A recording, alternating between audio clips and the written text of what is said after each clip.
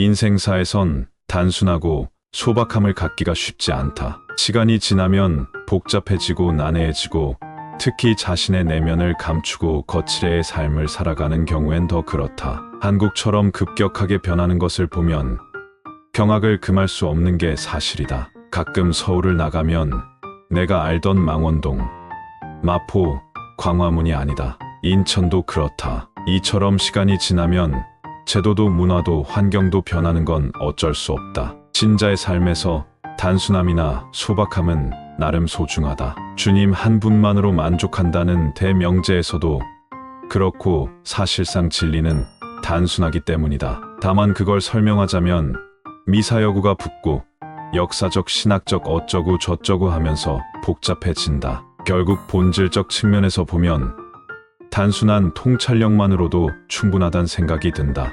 역설적이게도 이 단순함도 결코 단순하지 않으니 참 오묘한 것이긴 하다. 초대교회 사도 시대만 해도 주님의 죽으심과 부활을 기념하기 위해 모였다. 그리고 주님을 찬양하며 예배로 변화되었고 그 기쁨으로 전도하며 복음이 확장되었다. 급기야 이방인들까지 전파되면서 교회화되었다. 그 중에 주님의 부활 사건을 논리적으로 설명하자니 물리적, 영적 혼돈이 온 것이 사실이고 더 나아가 예수님의 신성과 인성에 대해서도 하나님의 신성과 삼위일체 등등 성경을 기반으로 정리가 된 게 교리이고 역사 과정에 따라 점점 정교화된 게 신학이다. 그리고 중세시대에는 이 교리와의 추앙이 극에 달해 쓸데없는 논쟁을 위한 논쟁, 예를 들면 점잖은 보편 논쟁부터 바늘에 천사가 얼마나 앉을 수 있냐?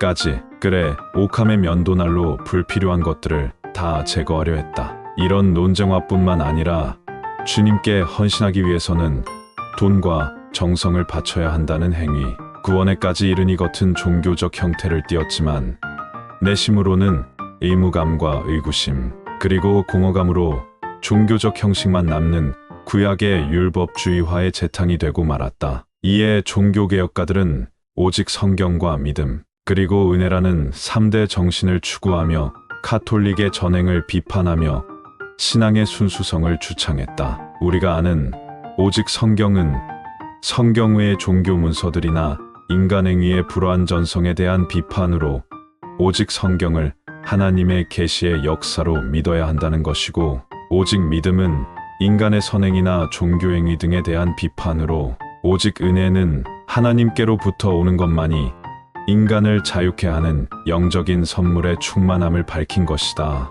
어찌 보면 이 세 가지 중 하나만으로 모든 것이 완전 무결하지만 세계를 빗대어 중복한 것은 그 중요성을 강조한 것이라 할 수 있다. 결국 성경, 믿음, 은혜라는 것을 응축하면 신앙의 단순함이다. 역사적 사실에 나타난 십자가에 달린 예수, 그리스도의 부활과 영생의 실제성을 은혜로 믿어지는 그 단순한 신앙 말이다. 후대 기독교의 역사성을 논쟁화하는 것이 당연해 보이지만 이런 논쟁 자체가 예수님의 실체성에 대한 의문과 부정에 기인한 것이다. 진리는 단순한 것이다. 말이 길어지는 것은 명확하지 않은 것이다. 예를 들면 불교의 생로병사에서 시작된 것이 후대의 문무관의 고행까지 이어지는 설명을 위한 연속적 설명이 나론선, 이해하기 힘들다. 신천지의 비유풀이를 위한 비유풀이식 논리적 전개는